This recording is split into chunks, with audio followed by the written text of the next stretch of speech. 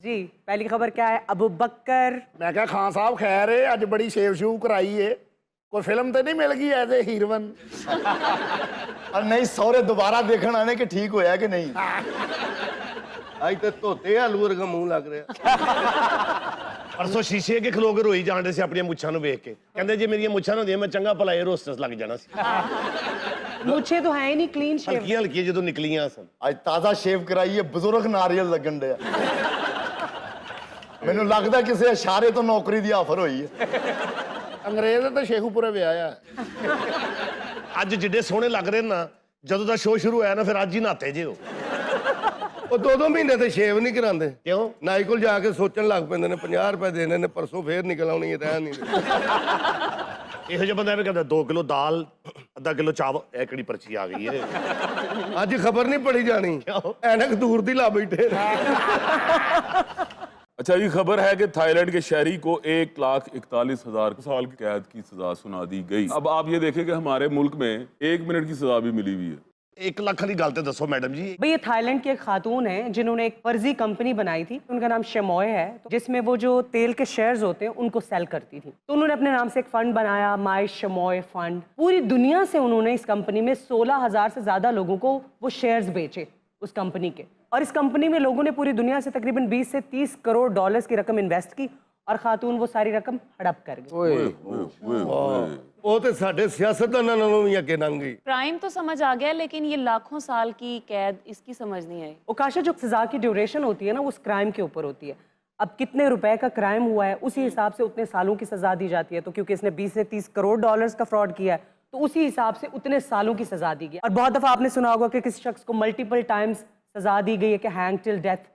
एक ही दफा जब फांसी होती है तो बंदा मर जाता है। उसमें होता यह है कि अगर उसने मल्टीपल मर्डर्स किए हैं तो जाहिर बात है उतनी दफा उसे फांसी दी जाती है। तो सजा का तयन भी इसी तरह किया जाता है। ਸਰਦਾਰ ਸਾਹਿਬ ਨੂੰ ਵੀ ਫਾਂਸੀ ਹੋਈ ਸੀ अच्छा ਉਹ ਜਦੋਂ ਥੱਲੋਂ ਫੱਟਾ ਖਿੱਚਦੇ ਸੀ ਨਾ ਤੇ ਰਸਾ ਇੱਥੋਂ ਨਿਕਲ ਕੇ ਇਹਨਾਂ ਦੇ ਕੰਨਾਂ ਤੇ ਅੜ ਜਾਂਦਾ ਅਬੂ ਬਕਰ ਸਾਹਿਬ ਬੜੇ ਸਮਝਦਾਰ ਨੇ ਇਹਨਾਂ ਨੂੰ ਵੀ ਫਾਂਸੀ ਹੋਈ ਸੀ ਜਲਾਦ ਨੂੰ ਕਹਿੰਦੇ ਨੇ ਪਹਿਲੇ ਸੀਆਰ ਨਾ ਕਰ ਲਈਏ सरदार साहब मैं आपके लिए बहुत बैड फील करता हूँ। आप एक काम किया करें आप स्कार्फ या कोई ऐसा चीज बांध के आया करें ताकि छुपी रहे। ताकि दादा और हम छोटी सब भी लगे। आपके लिए बहुत बैड फील करते हैं जब आप ऐसी फजूल बातें करते हैं। काशा कुछ खाया पे अगर दिन ब दिन बड़ा कुटी कुपी वर्गा मुंह होंदा जा रहा ਇਹ ਅਬੂ ਬਕਰ ਸਾਹਿਬ ਇਸ ਮਾਈ ਦੀ ਜ਼ਮਾਨਤ ਦੇ ਕੋਈ ਚਾਂਸ ਹੈ ਨਾ ਜੀ आप पाकिस्तान में रहते हैं ना यहाँ करप्शन पे बड़े आराम से जमानत मिल जाती है लेकिन दुनिया में करप्शन जो है वो बहुत बड़ा ऑफेंस होता है। थाईलैंड में जो है ना मेरा भी एक एक्सपीरियंस हो चुका है। क्या एक्सपीरियंस हुआ किसी ने लूट लिया आपको? नहीं नहीं मुझे नहीं लूटा। अच्छा क्योंकि आपने किसी को हाँ जी, लूटा? नहीं नहीं मैंने क्यों लूटना है किसी को।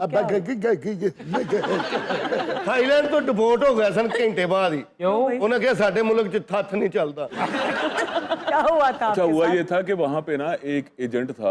क्या था? एजेंट अच्छा ठीक है जो ट्रैवल एजेंट होते हैं। ਤੁਸੀਂ ਮੈਨੂੰ ਦੱਸੀ ਜਾਓ ਮੈਂ ਅੱਗੇ ਪਹੁੰਚਾਈ ਜਾਂਦਾ ट्रैवल एजेंट था तो उसके पास है ना 35 पासपोर्ट्स बरामद हुए थे। ओए। 35। अच्छा तो उसमें आपका भी था?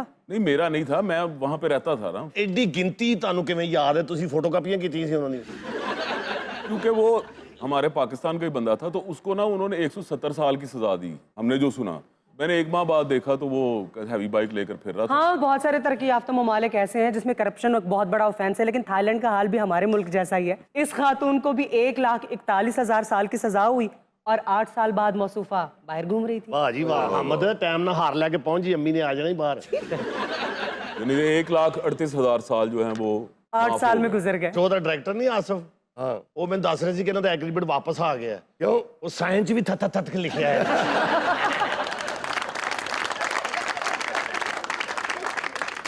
अच्छा अबू बकर थाईलैंड रह चुके हैं हाँ जी मैं क्या करने गए थे आप वहाँ? ਇਹ ਉੱਥੇ ਡੱਡੂ ਫੜ ਕੇ ਦਿੰਦਾ ਸੀ ਉਹਨਾਂ ਨੂੰ हाँ उनसे तो पकड़े नहीं ना जाते। क्या होया कर अगे जवाब देने लग पैना वो ये था कि मैंने आगे जाना था कोरिया। अच्छा ये आप इतनी आहिस्ता बोल रहे हैं मुझे कुछ समझ नहीं आ रही। वो ये था कि मैंने आगे जाना था कोरिया तो समहाउ मैं नहीं जा सका तो फिर 3-4 माह बाद मैं वापस आ गया। ਪੂਰੀਆਂ ਕਿਉਂ ਨਹੀਂ ਗਏ ਰਕਸ਼ਾ ਨਹੀਂ ਮਿਲਿਆ ਤੁਹਾਨੂੰ नहीं कोरिया नहीं जा ਇਹੋ ਜਿਹਾ ਬੰਦਾ ਕਹਿੰਦਾ ਹੁੰਦਾ ਮੇਰਾ ਆਰਨਟ के साथ चक्कर चल रहा है।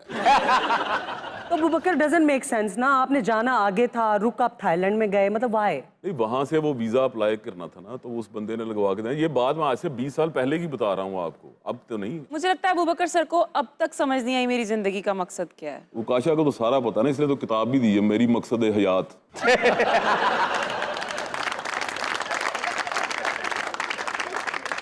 अच्छा अबू बकर अगली खबर पे चलते हैं। ਸੰਘਾੜੇ ਘਰ ਲੈ ਕੇ ਗਏ ਨੇ ਤੇ ਬੱਚਿਆਂ ਨੂੰ ਕਹਿ ਰਹੇ ਆ ਜਾਓ ਫਰੂਟ ਖਾ ਲਓ। तो आपको किसने कहा कि संगाड़ा फ्रूट नहीं है? ਬਹੁਤ ਅੱਛਾ ਉਹਨਾਂ ਕੀਤਾ ਜਿਹੜੇ ਨੂੰ ਕੋਰੀਆ 'ਚ ਨਹੀਂ ਵੜਨ ਦਿੱਤਾ। ਹਰ ਗੱਲ 'ਚ ਤਾਂ ਨੁਕਸ ਕੱਢਦਾ ਉਹਨਾਂ ਕਿ ਤੂੰ ਇੱਥੇ ਹੀ ਰਹਿ। अच्छा ये अगली खबर है कि शादी से चंद दिन कबल शरारती कुत्ते ने दूल्हे का पासपोर्ट निगलकर शादी ही खटाई में डाल दी। ਸਰਦਾਰ ਸਾਹਿਬ ਨੇ ਵੀ ਕੁੱਤਾ ਲਿਆ ਜੀ। ਅਨੂ ਗਰਦਨ ਨਹੀਂ ਸੀ ਫੜਦਾ, ਦਰਜਨ ਫੜਦਾ ਸੀ। ਉਹਨੂੰ ਸੈਰ ਕਰਾਉਣ ਏਡੀ ਦੂਰ ਲੈ ਗਏ, ਉਹ ਭੁੱਖ ਨੇ ਇਹਨਾਂ ਨੂੰ ਹੀ ਪੈ ਗਏ। ਖਾਂ ਦੇ ਕੋਲ ਵੀ ਇੱਕ ਕੁੱਤਾ ਸੀ, ਇਹਦਾ ਪਾਸਪੋਰਟ ਖਾ ਗਿਆ, ਉਹਨੂੰ ਜ਼ਬਰਦਸਤੀ ਆਈਡੀ ਕਾਰਡ ਵੀ ਖਵਾ ਰਿਹਾ। ਮੇਰੇ ਕਿਸ ਕੰਮ का ये भी काम।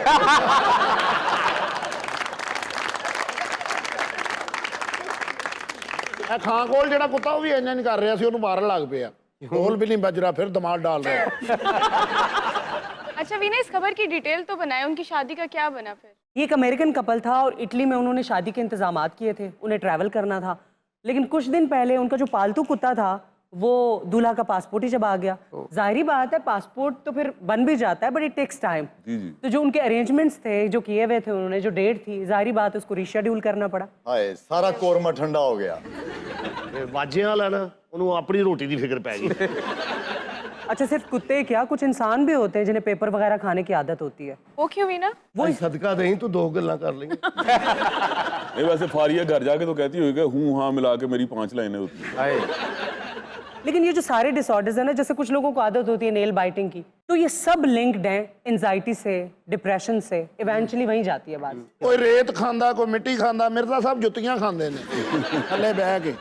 सरदार साहब को तो चुप्पी लग गई है। सरदार साहब ने मिट्टी नहीं खाधी, उन्हें मिट्टी हुए पे। वैसे सरदार साहब के बारे में कोई ये भी नहीं कह सकता कि उसे गर्दन से पकड़ के हवालात में बंद कर दिया। हाय हाय। ਨਹੀਂ ਸਰਦਾਰ ਸਾਹਿਬ ਦੀ ਮੈਨੂੰ ਇੱਕ ਗੱਲ ਯਾਦ ਹੈ।